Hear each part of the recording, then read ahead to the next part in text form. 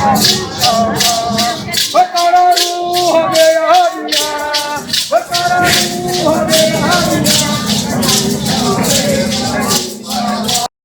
agradeço muito vocês estarem aqui. Eu quero agradecer muito toda a equipe de produção que tem me ajudado aí.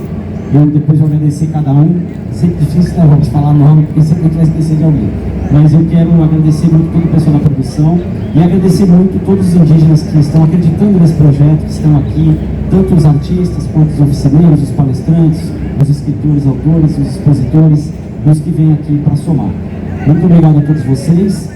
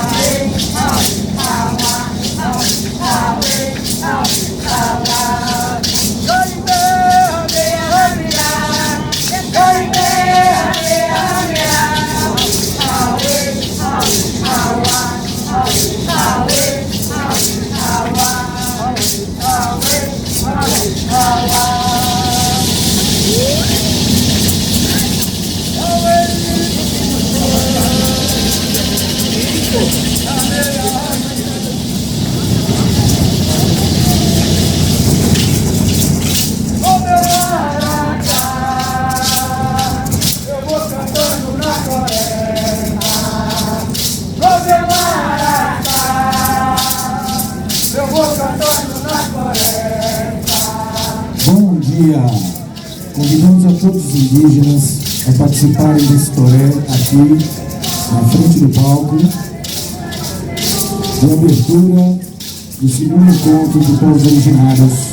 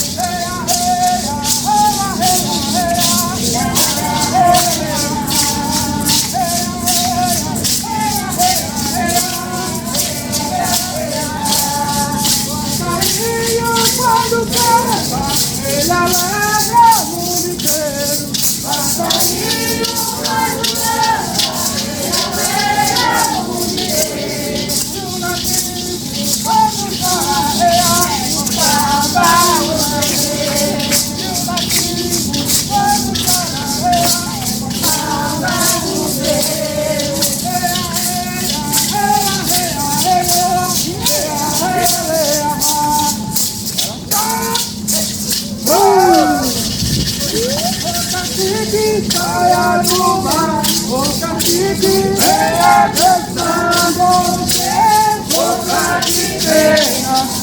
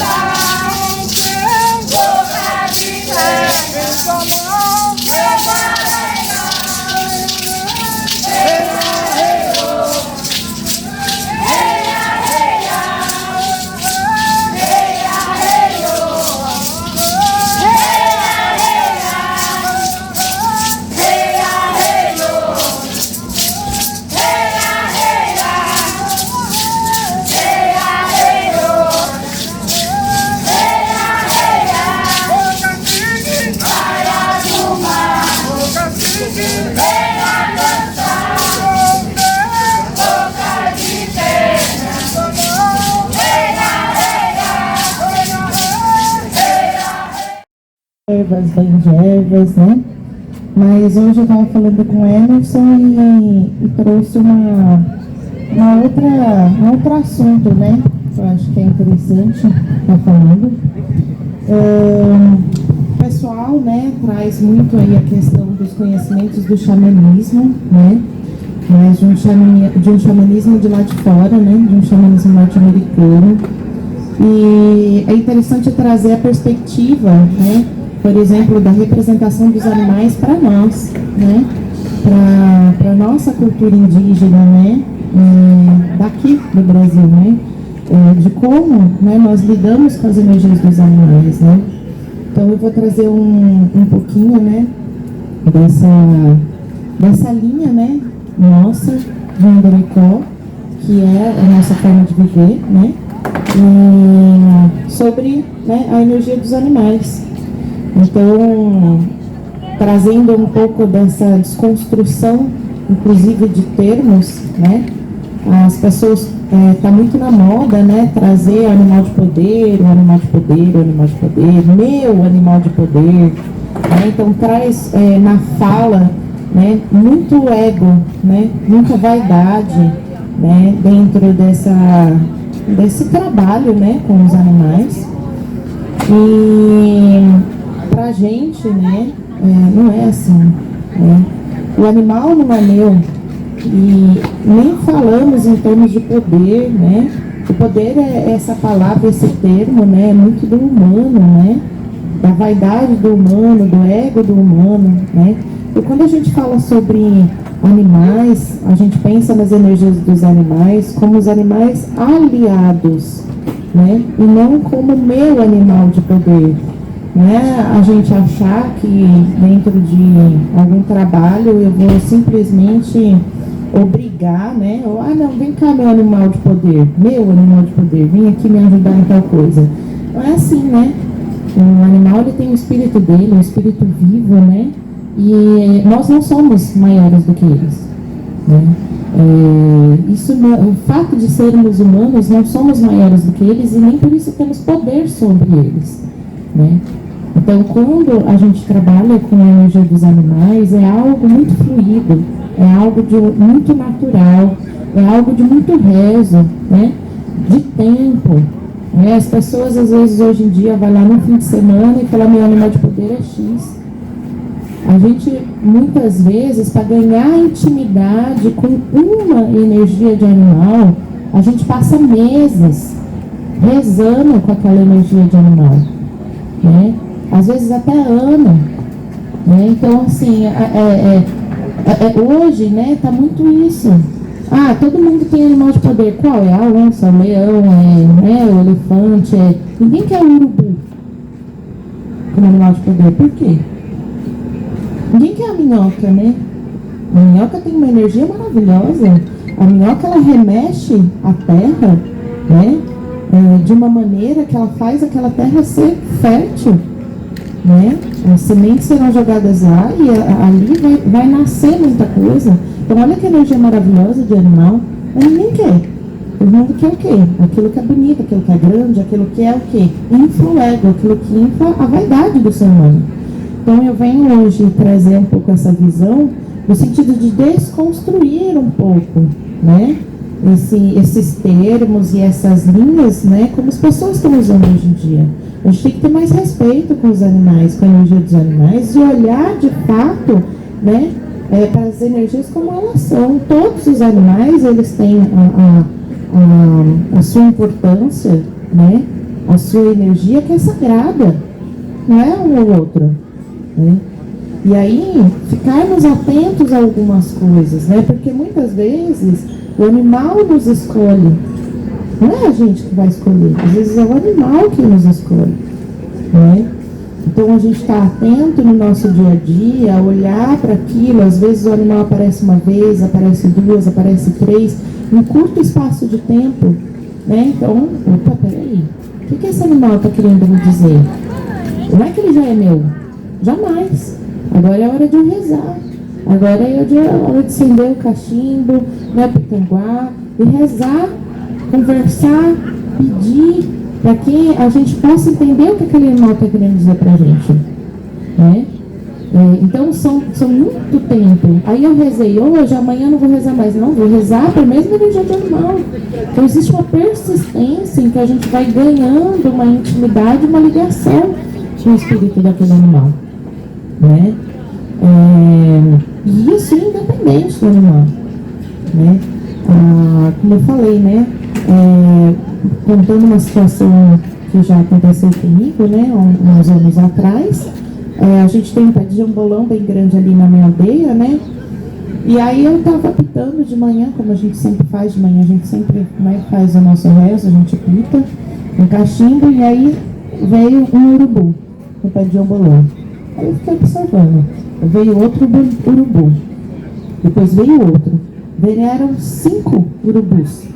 Uma única árvore de frente comigo. Aí eu falei, opa, peraí, tem alguma coisa ali acontecendo. Eu fui lá debaixo do pé de jambolão, acendi novamente meu cachimbo, e aí a gente vai começar a criar a intimidade com esse animal, conversar com ele, a rezar. E assim foi, né? Durante muito tempo, até que esse animal pudesse me auxiliar em alguns processos espirituais, né? Então, o animal, ele nos auxilia, a gente não tem poder sobre ele, eu não mando no animal, eu não mando na energia do animal. Eu peço, né, se há a possibilidade dele me auxiliar em determinado momento ou não. Ele não tem a obrigação de estar fazendo isso. Ele é um animal livre, é um espírito livre, é de uma energia livre, né? Então eu não tenho como dizer que é meu, né? Às vezes a gente usa, né, sim, algumas coisas de animais. Eu tenho aqui, né, a vértebra da jararacuçu, tenho a vértebra da jiboia, a cabeça do gavião, né? Tudo isso que a gente usa não é por vaidade, né? A gente não usa porque, nossa, eu tenho aqui a vértebra da jiboia e a jiboia é minha. De maneira nenhuma. Né? Ela está aqui porque já faz anos, né, que a gente vem traçando uma linha de rezo para que nos trabalhos, né, caso ela queira, caso ela venha me auxiliar. E se não vier, está tudo bem, né? E às vezes eles vêm e faz uma parte do trabalho e deixa a outra parte para nós mesmos, porque hoje em dia também é muito fácil terceirizar toda a responsabilidade, às vezes, da cura, a responsabilidade de um trabalho espiritual para um animal. E está errado, né? O animal faz a parte dele e a gente tem que fazer a nossa parte, né? Então, é um pouquinho aí dessa linha, né, de desconstrução mesmo, né? Quando a gente usa, né, partes de animais, existe todo um ritual para isso, né? Por exemplo, a cabeça desse gavião, né, desse animal que está aqui, A gente mora perto da rodovia e esse animal foi atropelado, né? Então a gente trouxe o animal inteiro, a gente faz o processo de rezo com ele, né? E a gente espera que o espírito daquele animal responda o que é para ser feito com aquilo. Então, tem animal que ele autoriza, né? A gente já está fazendo algum artesanato, né, para próprio uso, ou tem animal que autoriza a gente estar fazendo partes, né, para poder fazer artesanato e vender para o público, e tem animal que não autoriza a fazer nada. Então a gente reza pelo espírito dele, enterra e está tudo certo. Então a gente tem que ter um respeito maior, inclusive com os termos que a gente usa quando a gente vai se referir aos animais, né? E estar aqui tendo essa oportunidade, eu agradeço ao Emerson e a todo mundo, né, desse evento, né, de ter a oportunidade de trazer um pouquinho, né, porque é de pouquinho em pouquinho que a gente vai conseguindo, né, transformar, né, algumas coisas. Então eu peço, né, que quem esteja aqui, né, passe, né, a começar a olhar, né, de uma maneira diferente. E olhe para a cultura indígena daqui do Brasil, como nós lidamos com os animais, né? Cada cultura, né, nós temos muitos povos, né? Cada cultura ela vai ter uma forma de lidar com o animal. Então, olhar para a cultura daqui do Brasil nesse momento é importante, né? Se atualizando das coisas que são aqui, dar importância para as coisas que são daqui, né? Não só lá de fora, né? E assim, tá meio que, não posso dizer, essas outros termos, essas outras formas, né? Elas estão sendo maiores do que as coisas que são daqui. A gente tem que dar importância para os povos originários daqui do Brasil, e como lidamos com isso aqui. Então, hoje eu trouxe um pouquinho essa linha, né? Vou ficar aqui um pouquinho ainda, quem quiser falar alguma coisa, tirar alguma dúvida, né? Tem outro pessoal aí que vai fazer as palestras, os campos, para não atrasar o pessoal, tá bom? Espero que tenham gostado. Eu sou da aldeia Passaguera, Litoral Sul, né? Nós somos em 14 aldeias agora lá. Então é sempre uma oportunidade muito grande. Agradeço muito, né? A gente está aqui porque as pessoas acham às vezes que não tem indígena em São Paulo, né? E tem muitos indígenas em São Paulo. Nós que estamos aqui somos prova disso e agradeço muito essa oportunidade. Aí tem.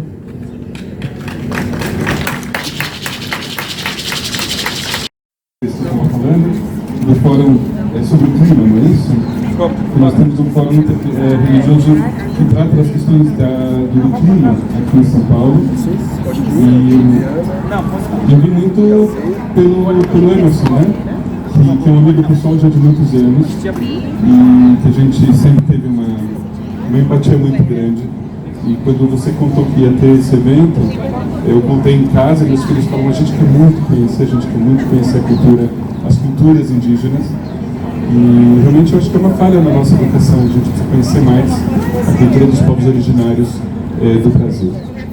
E eu estava conversando agora, eu tenho uma dificuldade com nomes, com a Juliana Ponteju, e que com muita simpatia estava respondendo as perguntas da minha filha, da Yael, e a gente estava escutando atentamente a tua palestra, e a gente estava comentando o quanto existem questões comuns entre o povo judeu, o povo do qual eu faço parte, e as nações indígenas, as etnias indígenas, em termos de povos que têm uma terra originária.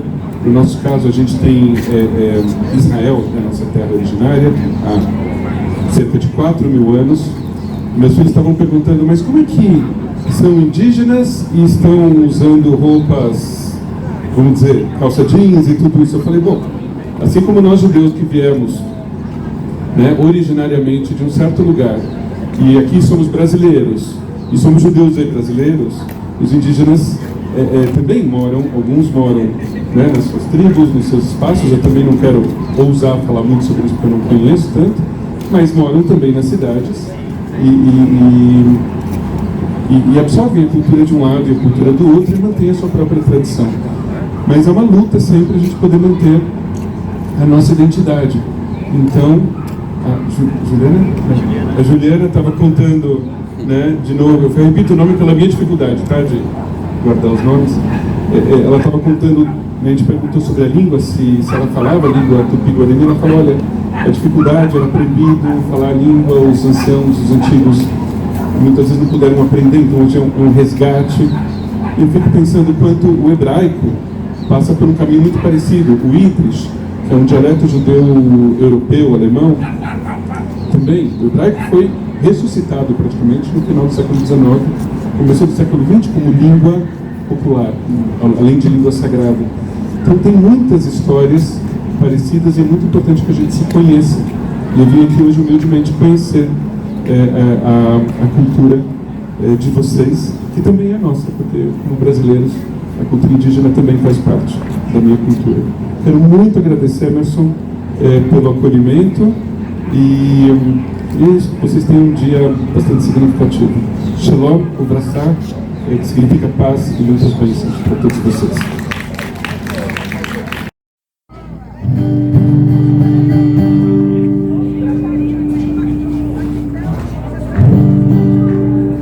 Bom dia a todos. Me chamo Guaraci, sou da aldeia comunal que fica lá no município de Peruíbe e sou do povo Tupi.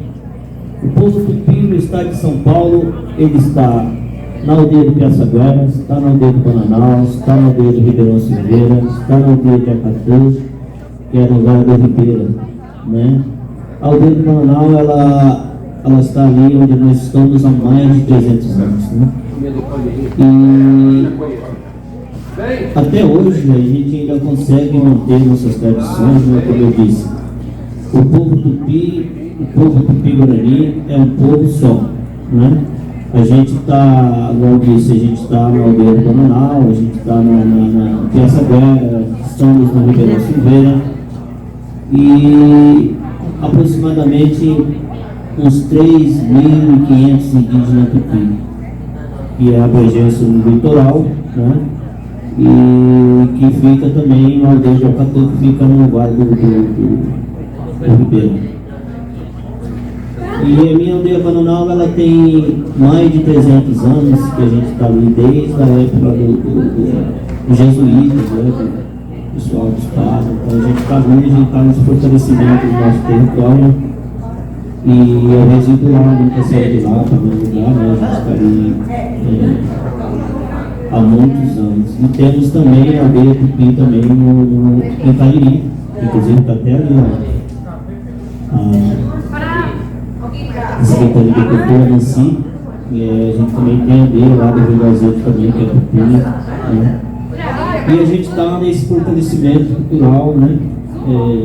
Passando esses 524 anos de existência, a gente está na resistência, tomando conta do território, né? Eu sempre estou pedindo para o pessoal que está aí por fora para voltar para o seu território para a gente fazer o fortalecimento, tanto espiritual como cultural. E eu estou aqui para trazer um pouco de música indígena e música não indígena também, tá? Para mostrar um pouco o que a gente também faz, esse fortalecimento cultural através da música, né? Através do artesanato, através do idioma. E é isso aí. Tá bom? Quem quiser conhecer a aldeia Bananal, a gente está fazendo também os trabalhos de cerimônia das medicinas sagradas, né? Então, quem quiser conhecer, estamos aí no Instagram aí, Guaraci Gomes no Instagram, pode entrar lá, acessar, que lá vai ter todo esse documentário da nossa comunidade Tupi, como eu disse, é uma só no estado de São Paulo, né?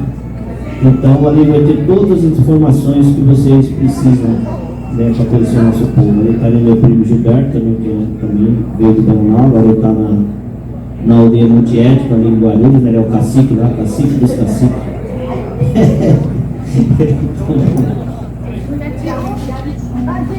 Já por aí, vamos cantar então, né?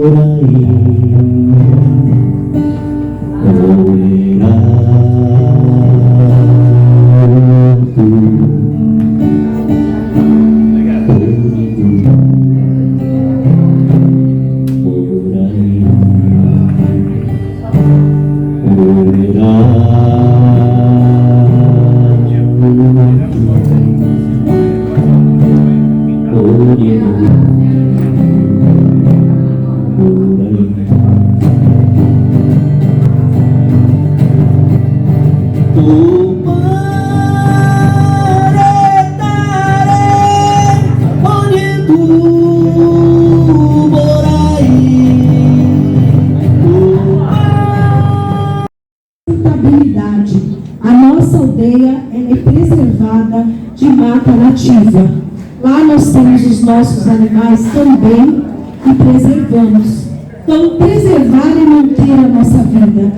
Enquanto destrói a natureza, destrói a nossa vida também. Tá bom?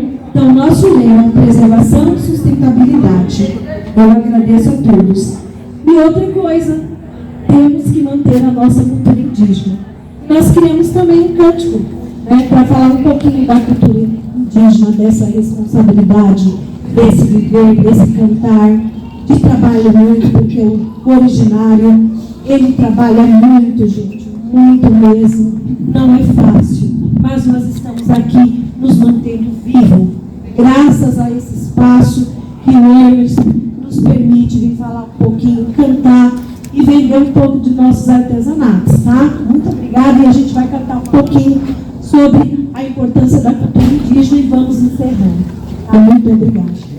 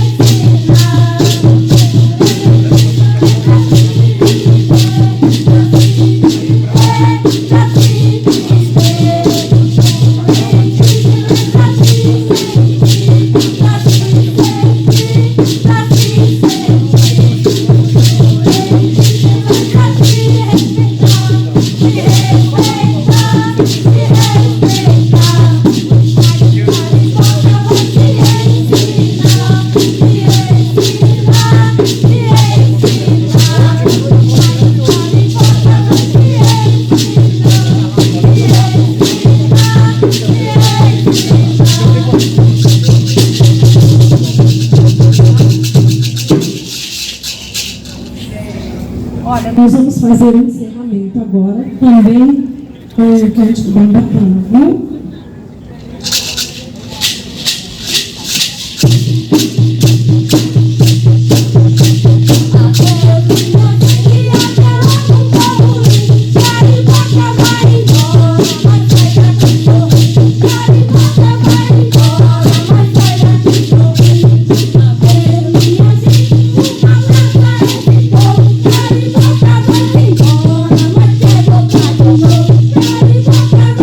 Oh,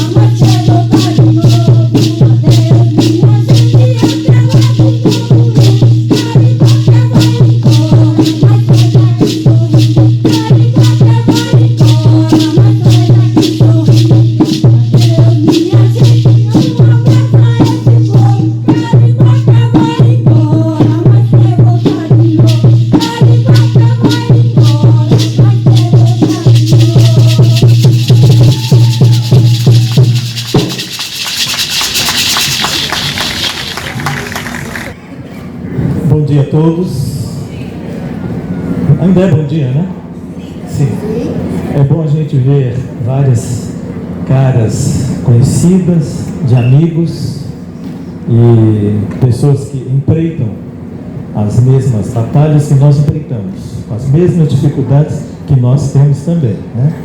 Mas, se não fosse assim, nós não estaríamos aqui nem fazendo o que fazemos, nós estaríamos fazendo outra coisa, né? Eu vou propor a esta mesa uma outra dinâmica. Então, em vez da gente apresentar e falar os currículos, etc. e tal, ou passar a palavra, nós vamos fazer um pequeno esqueminha de entrevista, né?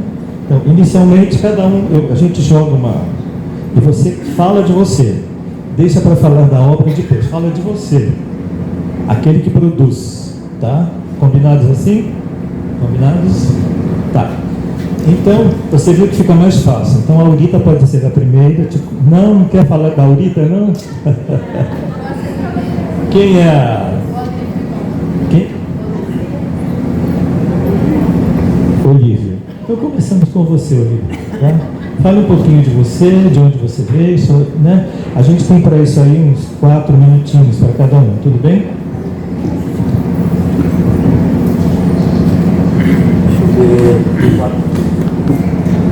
Bom dia a todos, eu sou o Olívio de Jacupé e ela me obrigou a falar primeiro, então eu vou falar com respeito às mulheres e vamos que vamos.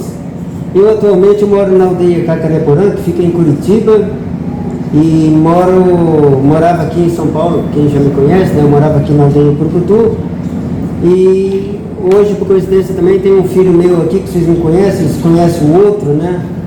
Que eu sou pai daquele cantor de rap que canta rap em Guarani, o Verá, né? Que canta rap com o DJ Alok, com o Criolo, Caetano Veloso. Esse é o conhecido. Mas eu vou apresentar outro que é o Tupã, que está ali, o DJ, tradutor de livro, é escritor, né? Tem 2 livros publicados, toca violino, toca violão, e o Verá aprendeu com ele quando ele era pequeno. Então as pessoas não conhecem o mestre, conhece mais o discípulo, né? Então o discípulo é famoso, mas o mestre está ali hoje, vocês vão ver ele cantar também. Ele tem um livro muito bom na editora FTD, chamado Contos dos Curumins Guaranis, e um livro comigo chamado Explosão do Jepotá, né? Ele é quietinho assim, mas o bicho toca bem. Daí vocês vão ver ele tocar depois também, né? Esse é um dos filhos. Na minha casa, eu comecei minha carreira como escritor há muitos anos atrás, em 84, e eu fiquei preocupado porque todos os meus filhos viraram escritor. E eu não gostava de trabalhar, e eles falaram assim, nossa, essa vida é boa. E daí eles também não querem trabalhar, daí está todo mundo escritor, né? Então todo mundo quer publicar livro. Então todos eles têm livro. E agora esse ano eu vou lançar um livro com uma outra filha, que chama Critiu Mirim, que vai lançar pela editora FTD, e uma editora do Rio de Janeiro. Então vocês vão conhecer em breve o livro dela, Cunhantaim, a Voadora, que ela é uma editora do Rio de Janeiro. E vocês vão conhecer hoje o Tupã, e tem outro filho também que é escritor e cantor, que chama Jacupé Mirim, que mora em Paranaguá. Né? Então eu tenho alguns filhos espalhados por aí, mas graças a Deus todo mundo canta e escreve. Eu gosto dessa vida de escritor porque é o jeito da gente conscientizar o povo através da literatura, né? Que foi uma época muito difícil, quando eu comecei a escrever em 1984, que não existia escritores indígenas ainda. E hoje a gente fica feliz que as pessoas começaram a perceber a importância da literatura escrita por autores indígenas. E isso é bom, porque hoje a gente vive uma realidade diferente dos anos 80. Hoje nós temos indígenas universitários, indígenas escritores, cantores, médicos, advogados, indígena presidente da FUNAI, indígenas deputada, indígena no Ministério dos Povos Indígenas. Isso é muito bom porque a gente vê que cada um tem sua missão. E nós, indígenas, temos a nossa missão de conscientizar o povo através da literatura. Então hoje a gente vê os nossos livros chegando nas escolas. Isso é importante. Porque o que o José de Alencar escreveu, a gente sabe que é conhecido, mas não é a realidade dos povos indígenas. E eu sempre falo nas minhas palestras, eu li o livro O Guarani, E até hoje eu estou procurando esse Guarani para saber de que planeta que ele é. Né? A gente não sabe ainda. Mas não é Guarani. Então são ficções que se criam há séculos falando sobre nós. Então o surgimento dos escritores é importante, porque cada um vai falar do seu povo. O Guarani, o Apixana, Tocumbó, o Guarani também, a Aurita Tabajara. Então cada um fala do seu povo. Isso é importante, porque o povo está acostumado a falar dos povos indígenas genéricos, o indígena que eles criam. E nós não criamos, nós escrevemos a nossa própria história. Então isso é importante, tá bom? Eu me chamo Olívio de Cupé e depois a gente vai conversar mais, porque a gente vai ficar aqui até a tarde. E a Nani Brown ali, né, a gente fica muito feliz, porque ela valoriza muito o trabalho da gente. E vou contar uma coisa muito triste, que a gente sabe que ela está alegre, mas a mãe dela acabou de falecer, né? Então a gente vamos bater um aplauso para a mãe dela que está no céu, tá bom? Muito obrigado.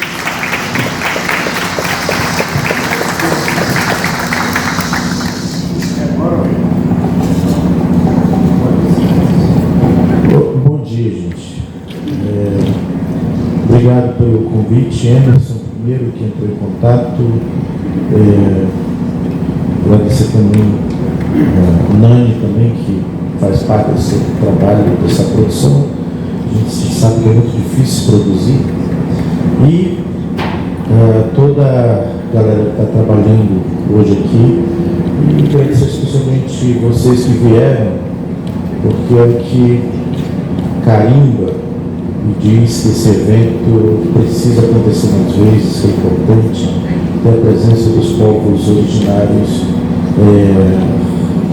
mais ativos na sociedade brasileira, porque há uma distância muito grande dos povos indígenas em relação à sociedade brasileira. A gente só aparece em eventos assim, esporádicos, com pessoas que têm coragem de fazer, produzir eventos com toda a dificuldade que a gente sabe que tem. Sou autor indígena, sou de Roraima, passei pelo Rio e agora 8 anos em São Paulo. São Paulo é o lugar onde nós paramos um pouco e agora estou como assessor da Secretaria Municipal de São Paulo para se trabalhar a temática de sala de aula. Então trabalho com formação de educadores nessa temática. Escrevi um livro junto com o Daniel Munduruku, o Currículo da Cidade, que minha professora deve ter na sua escola, o Currículo da Cidade. E toda essa carreira aí há 15 anos, 11 livros publicados, mas tem mais uns outros agora. E faço parte dessa legião que está se levantando para se apresentar para a sociedade brasileira,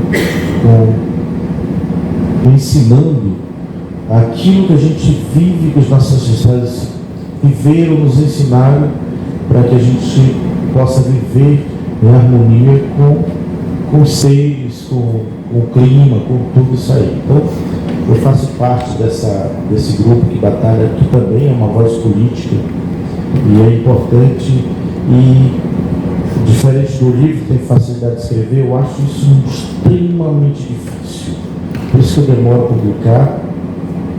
E como a gente trabalha essa literatura infantil e juvenil, para as editoras é um negócio, para a gente é esse momento em que essa molecada está em formação. Então a gente ajuda na formação dessa nova geração a partir desses ensinamentos que os povos indígenas têm para passar. Então, vamos continuar juntos. Obrigado.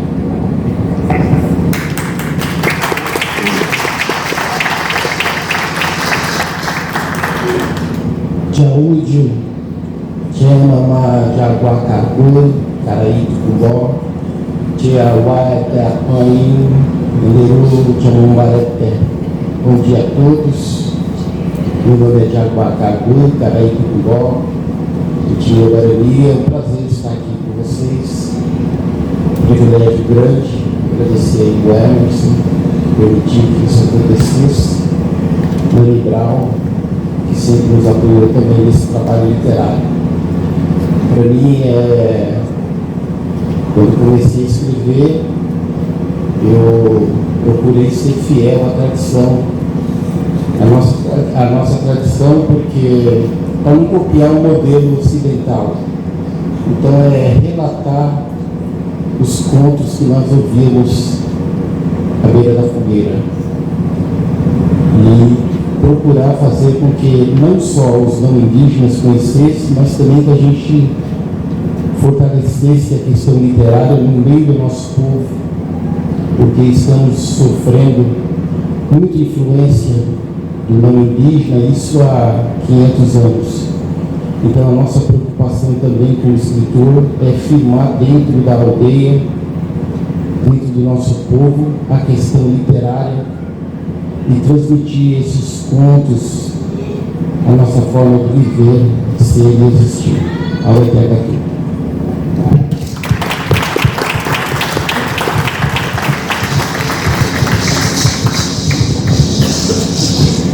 Licença, meus ancestrais, para nesse palco pisar, para as ervas verdes da mata, para esse povo curar.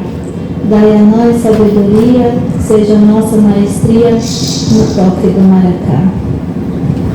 Na nossa aldeia tem sementes para plantar. Temos arcos, temos flechas e um pajé pra nos curar. Meu pai Tupã, meu pai Tupã, meu pai Tupã, quem nos permite aqui estar. Meu pai Tupã, meu pai Tupã, meu pai Tupã, quem nos permite aqui estar. Eu sou Aurita Tabajara, nascida longe da praia, fascinada pela rima e melodia tajandaia. No Ceará, foi a festa, meu leite foi a floresta, nas folhas de samambaia. Minha essência ancestral me encontra cordelizando, em amparo faz-me existir e ao mundo eu vou contando que a minha forma de amar ninguém vai colonizar. De arte vou me armando. Filha da mãe natureza, mulher guerreira eu sou, com a força feminina, 5 séculos atravessou, cada vez mais sábia e forte. O meu medo é a morte, que o preconceito gerou.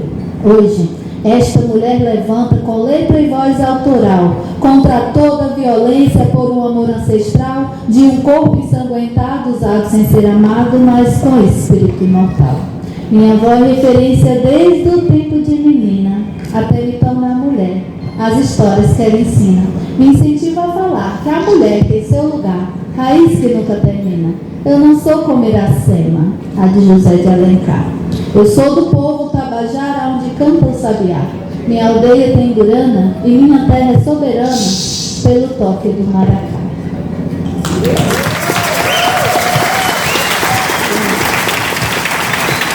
Obrigado. Nesse curto espaço de tempo, que estamos aqui algumas 2, 3 horas, né? Mas independente desse tempo de hoje, a nossa trajetória dentro do Revelando de São Paulo, nos últimos anos, foram nos trazendo algo muito importante, algo que a gente foi ouvindo e que foi nos dando resposta, né? Que até então fica a cultura disso, a cultura daquilo, a cultura daquilo outro, e parece que tinha guetos. E aí surge um manto que cobre tudo isso, que hoje já ouvimos aqui várias vezes, a cultura ancestral. Disso vocês sabem também bem, não é, Lígia? Não é, Val? Né? A cultura ancestral, que extrapola o universo da cultura indígena, do universo dos indígenas, dos negros, e de todos, né? Inclusive dos brancos que vieram da Europa, muitos deles também perseguidos. Também perseguidos, é bom que a gente diga. Eu queria só relatar um pequeno fato, né? Para dar uma incrementada. Em Palmares, todo mundo já ouviu falar em Palmares, né? Em Palmares. Palmares é um reduto de negros, né, fugitivos e que foram se refugiar. Eles me encontraram por acaso aqui. Quem estava em Palmares antes de terem chegado? Os negros, né, eram os indígenas. Era a terra dos indígenas. E é bom que se diga, eles foram acolhidos e defendidos. Esse é um exemplo que a gente precisa aprender. E os nossos encontros têm que nos levar a isso. Muito mais do que a cor da pele, é o sangue que circula nas nossas veias.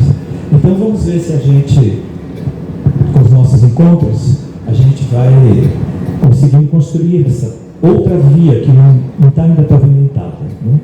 Então quem vai falar outra vez agora?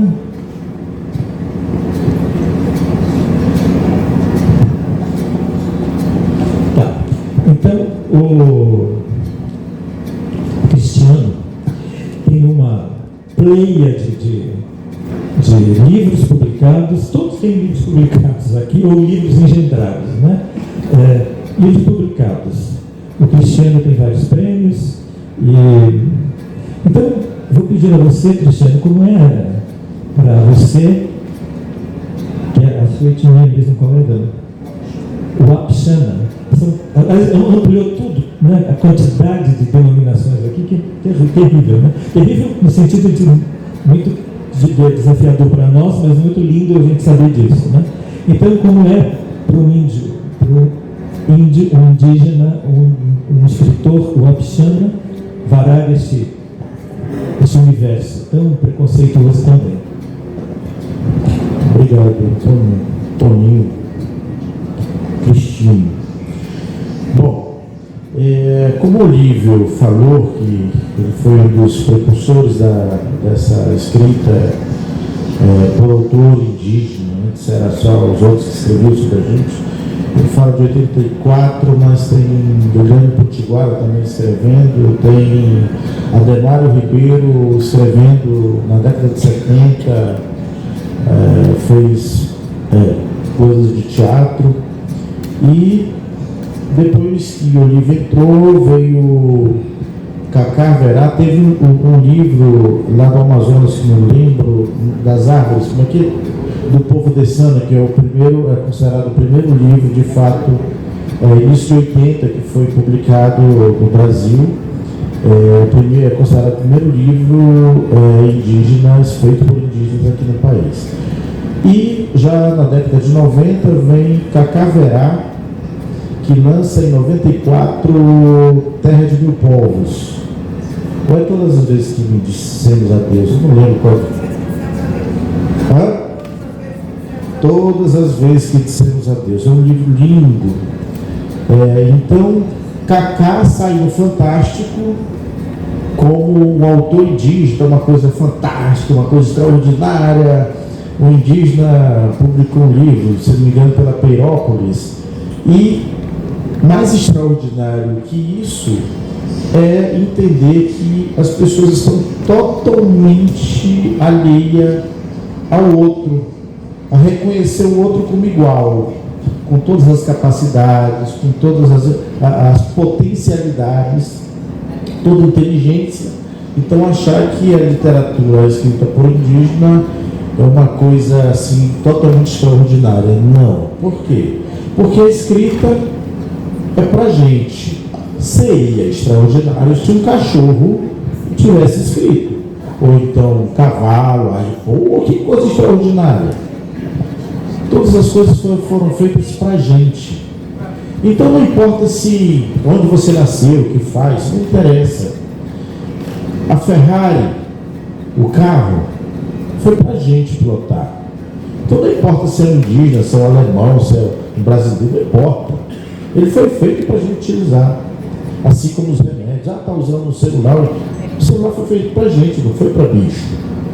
Então, a gente tem que igualar tudo isso. Então, essa literatura dita indígena, que deu esse boom em 94, em 96 veio o Daniel Munduruku com todas as coisas de índio, que ganhou os prêmios Jabuti e tal. O prêmio Jabuti é o prêmio mais importante da literatura latino-americana, não é só brasileiro não. Então o Daniel já ganha esse prêmio, começa, e o Daniel é um visionário. Ele que começa junto à Finilige, a Fundação Nacional do Livro Infantil e Juvenil, o concurso Curumim para escritores indígenas, o concurso Tamoio para professores que trabalham o livro de autores indígenas. E aí se cria também o Encontro de Escritores. Começou em 2003, né, o livro? O livro foi desde o primeiro. Então, que continua até hoje esse Encontro de Escritores. Eu entrei em 2005, 2006, terceiro encontro, comecei a produzir com o Daniel Munduruku. Nessa época nós já tínhamos uns 8 autores, talvez. Sabe quanto temos hoje? 120 autores publicando por editoras. Publicando por editoras. A gente está falando de universidade, prefeitura, publicando por editoras. Aqueles que também fazem. Ele mesmo faz o livro, está falando por editora. Com mais de 350 obras. Produzi esse evento com o Daniel Munduruku desde 2006 até 2014. Quando eu falei, não, chega, eu vou fazer o que eu vim para fazer nessa terra, que é arte. Eu não sabia que ia passar pela literatura, que eu ia ser escritor. Não sabia, não. Eu comecei pela música, eu sabia que a arte estava dentro de mim. Mas, quando saiu esse livro aqui, A Boca da Noite, esse livro aqui, foi o primeiro livro que quebrou o que a Finilige, o prêmio mais importante da Finilige é o prêmio Melhor Ilustração e Melhor Livro para Criança. Até então, só concorríamos a reconto. E aí, esse livro quebra, em 2017, Melhor Livro para Criança e Melhor Ilustração. Ele quebra. Os prêmios mais antigos da Fundação e também os mais disputados. Quebrou, o indígena quebrou. Pronto. Logo depois, em 2017, ele já ganhou o Jabuti, e aí foi ganhando o mundo, tem mais de 10 prêmios esse livro. Resultado disso, o mercado editorial entendeu, começou a compreender a importância desses autores indígenas. Por ser indígena? Não. Porque também tem um mercado. O mercado empresário, ele investe no mercado. Então, com o mercado, ele viu aí que muitos podem escrever, que estão ganhando prêmios, pode fazer venda para o governo federal, governo estadual, governo municipal. Ele disse que as editoras vivem. E aí começaram a aparecer mais indígenas, e esse encontro de escritores e artistas indígenas que fizemos, teve anos de nós trazermos 40 indígenas do Brasil inteiro. Já ouviram falar em Jardim Bell? Ele entrou nessa, ela entrou, eu entrei, e assim muitos outros indígenas. Então, quando os livros de autores indígenas, alguns indígenas começam a receber essas premiações importantes que eram exclusivas de outros autores, aí sim, aí nós começamos a ampliar mais ainda. Agora está solto. Então os autores vão buscando, eu me considerei como preciso que a obra, a história tenha muita simbologia, para quando você olhar para cá, para olhar, essa arte te chame. Uma arte é quando você passa, você ouve, ela te chama, vem cá. Quando você vê, ela te chama. Quando você sente o sabor, ela te chama. Isso é uma arte. E embora alguns livros tenham premiações importantíssimas, eu vou falar uma agora aqui. O Boca, a versão sueca, ganhou o prêmio Peter Pan, que vocês não conhecem. Já ouviram falar do prêmio Peter Pan? Não. Então, Peter Pan é o segundo mais importante prêmio da literatura infantil juvenil do mundo. Só está abaixo do Hans Christian Andersen, que é considerado o Nobel da literatura infantil juvenil. Em 2014, a versão sueca ganhou. Lá na Suécia, 7 países concorrendo. Só tinha esse da América Latina, concorrendo com Estados Unidos, Alemanha, Canadá, França, Holanda e China. E ficou França e ficou Brasil. Sabe quem tem essa premiação aqui no Brasil? Ana Maria Machado, em 2014, que é minha coleguinha de profissão, como é nosso colega de profissão. Entende? Há diferença? Há diferença? Não. Gente é gente em qualquer lugar. E gente é cheio de coisas de gente. Ponto. Acha que o ciúme não é a mesma coisa? Tu, criança, do mesmo jeito, não tem jeito. Então, a gente precisa, como sociedade, como humanos, entender que não há uma outra humanidade. E que tudo isso que nós escrevemos aqui é para o bem da humanidade e um melhor cuidado com o nosso planeta. Obrigado.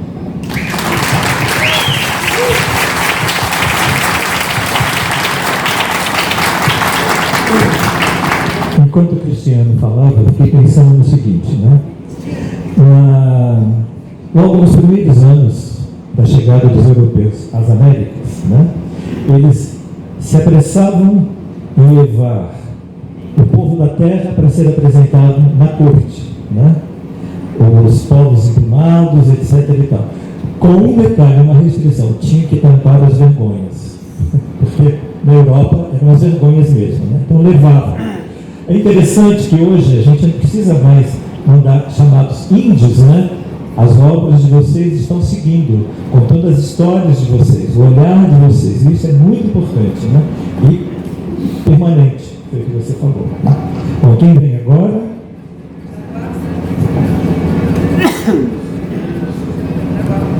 Jabó? Eu, por mim, ficaria ouvindo aí vocês falarem.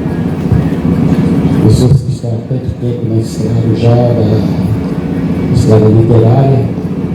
Eu comecei há pouco tempo, há 3 anos, e 3 livros escritos. O primeiro, As Aventuras de Caraíto Pombó, o segundo, O Canto da Coruja, e o terceiro, do Lua Canjá, que era o Espírito das Águas. E para a gente nunca foi fácil entrar na questão literária. Ainda existe muito preconceito. Começou-se aí a ter essa abertura, acredito que em 2008, quando vieram algumas leis que fizeram com que implantasse-se os livros nas escolas.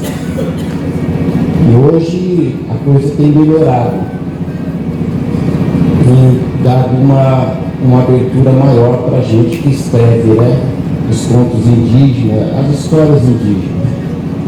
E a minha preocupação sempre foi essa, de escrever em português e em guarani, para que despertasse na criança, no jovem, o interesse pela sua ancestralidade.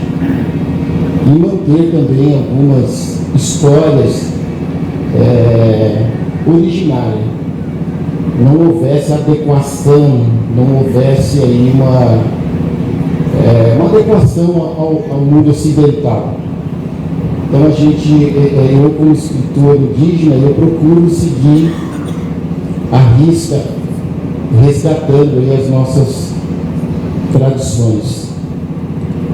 E nesse segundo livro eu tive um grande apoio, porque bati em várias portas para a publicação, a questão do editor, e o Daniel Munduruku me deu esse apoio nesse segundo livro e na divulgação, e isso foi muito importante.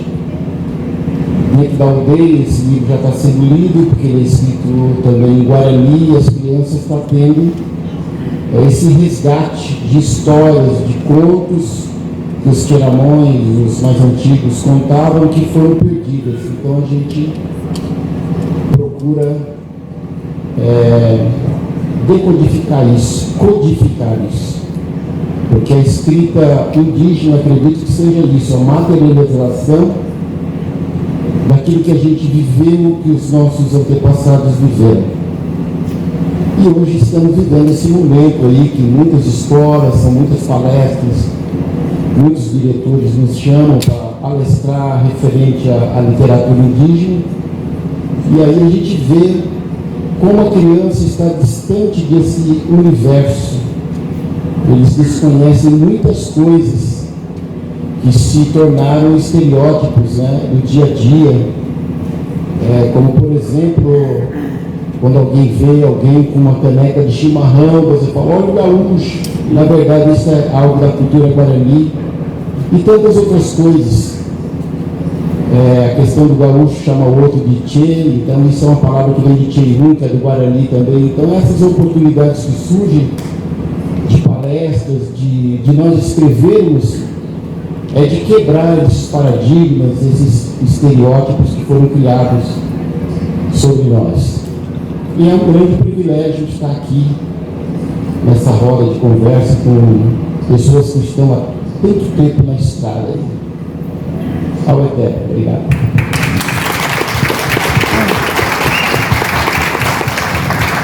Quanta coisa, né? E aos pouquinhos a gente vai se descobrindo, vamos nos reconhecendo. E quando a gente ouve o outro, né, o relato do outro, a gente acaba se vendo também, porque é o nosso espelho.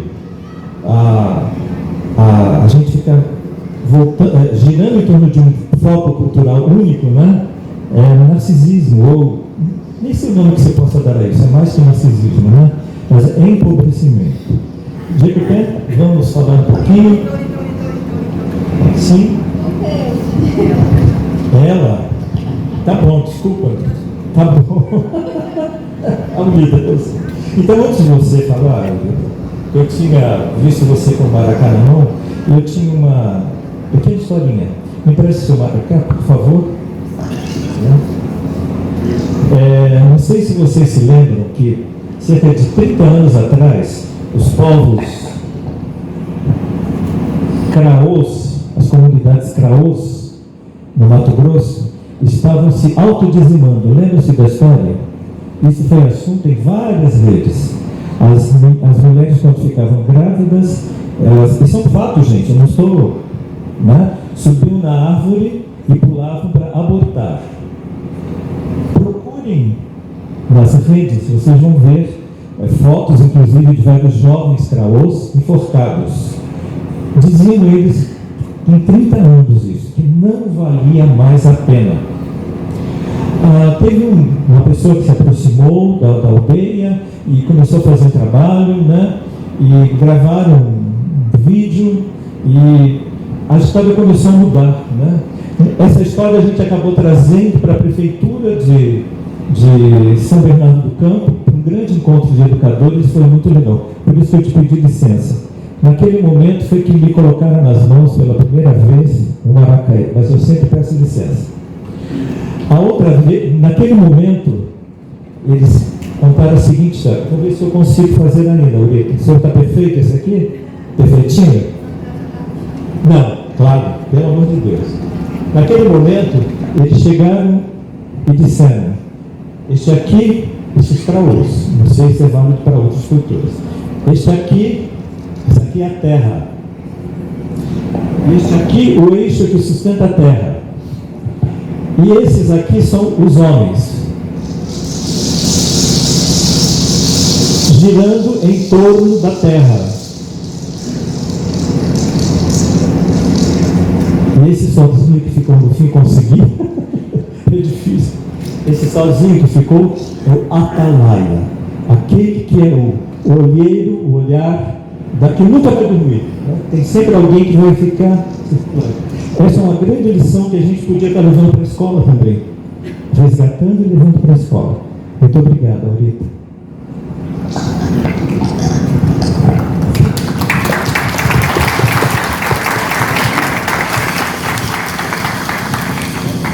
Bom, eu gosto de, quando se fala de escrita, eu gosto de contar as aventuras que eu vivi, que eu venho vivendo nessa minha caminhada dentro da literatura.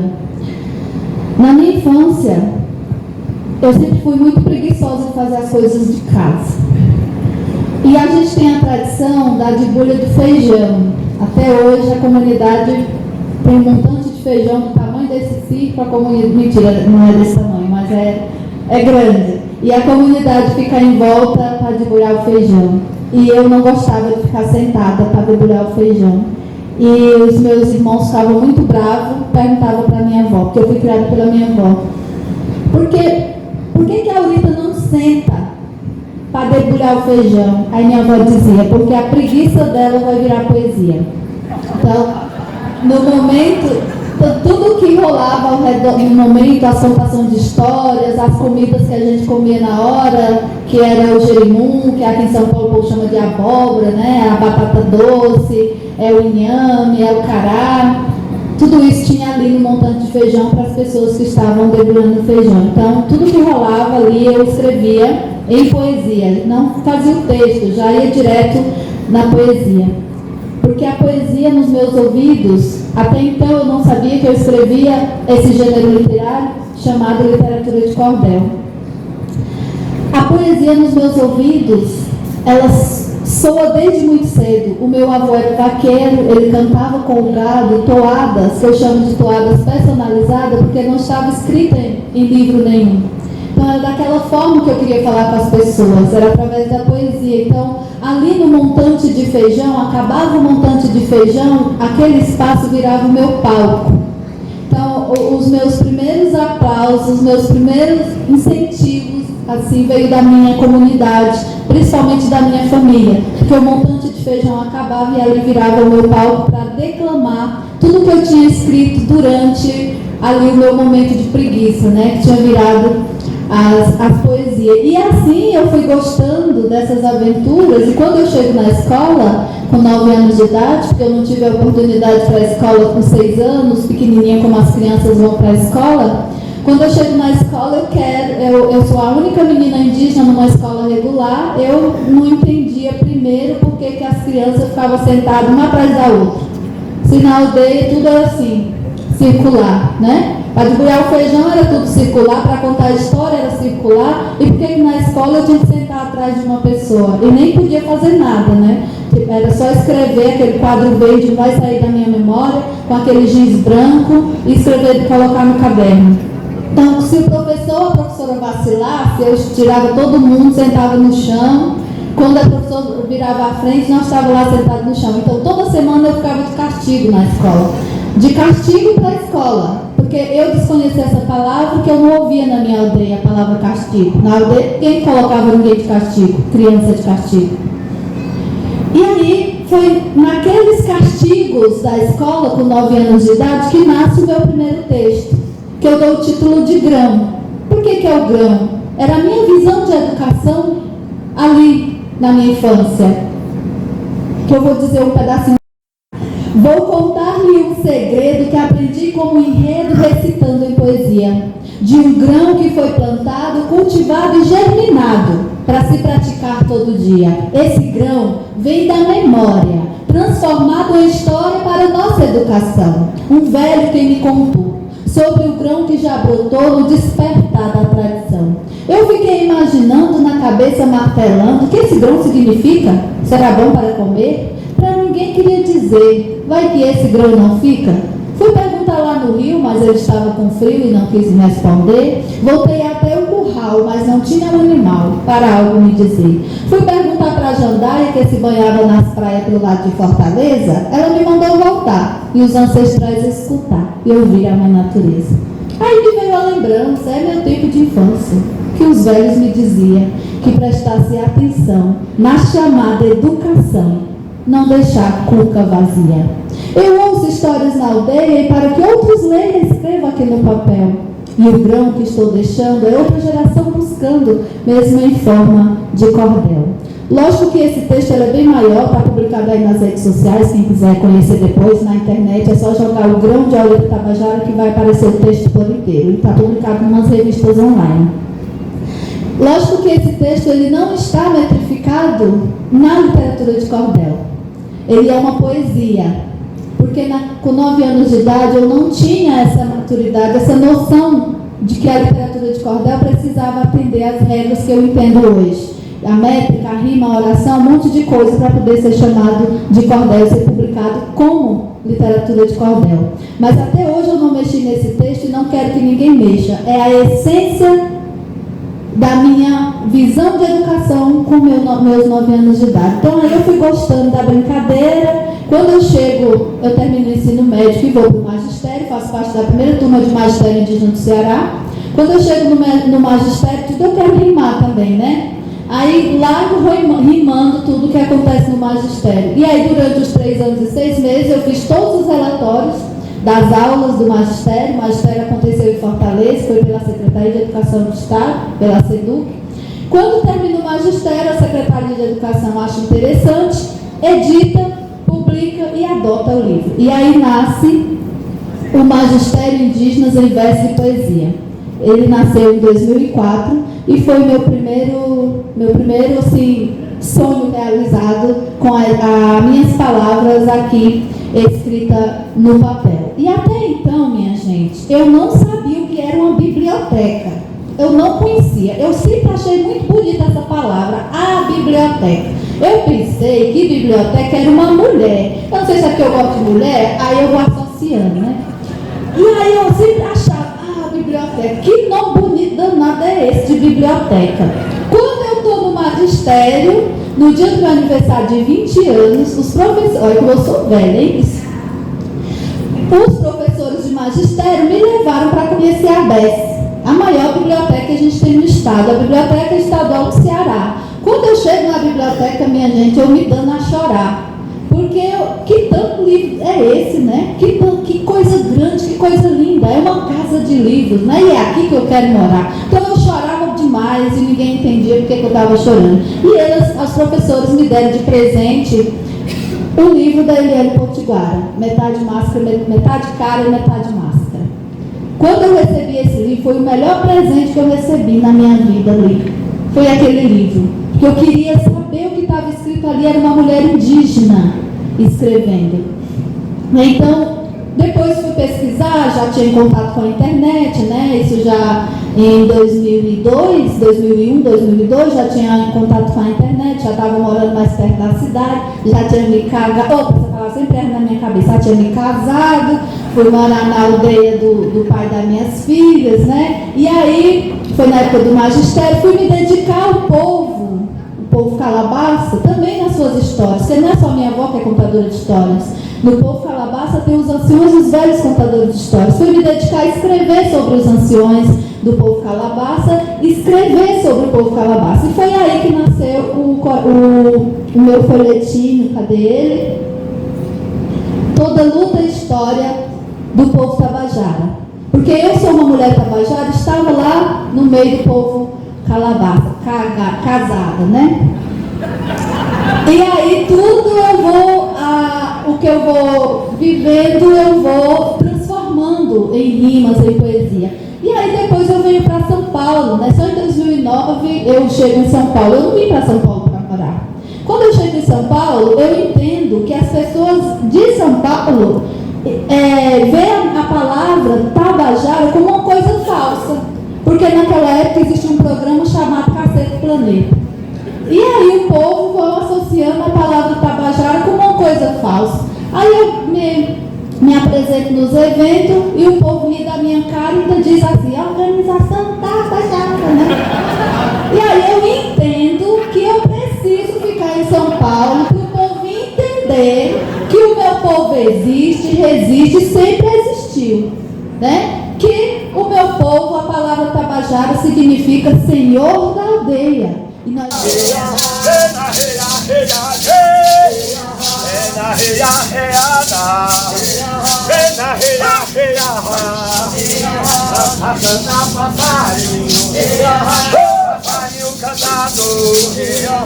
A cantar passarinho, o passarinho cantador, a cantar passarinho. O passarinho cantador, essa canta passarinho. O passarinho cantador, é na reia, reiana, é na reia, reiana, é na reia, reiana, é na reia, reiana, é na reia, reiana, é na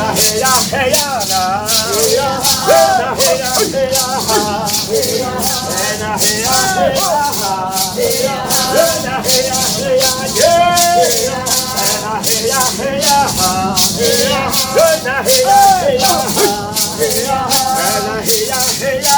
reiana, é na reia, reiana,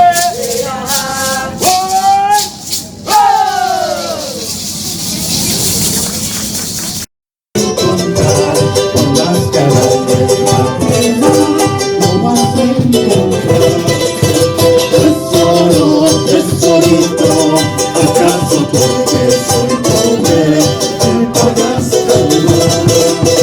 tesoro, tesorito? ¿Acaso porque soy pobre me pagas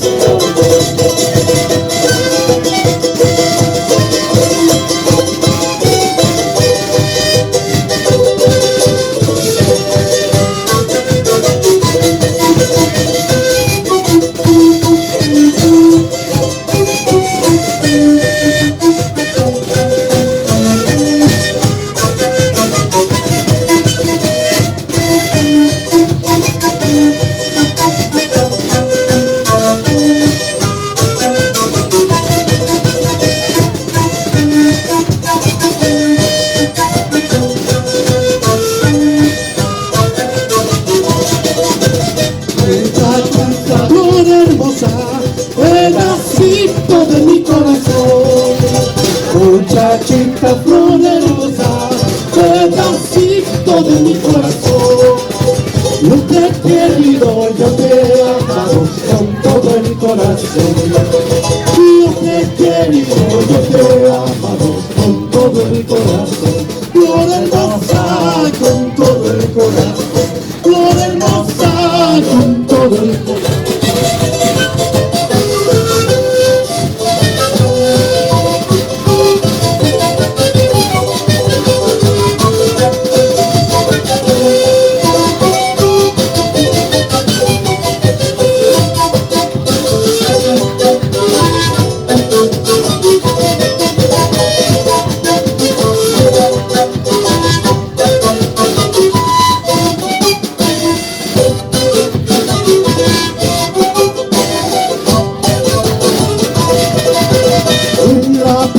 De mi pueblo, tengo una rosa plantada, palomita.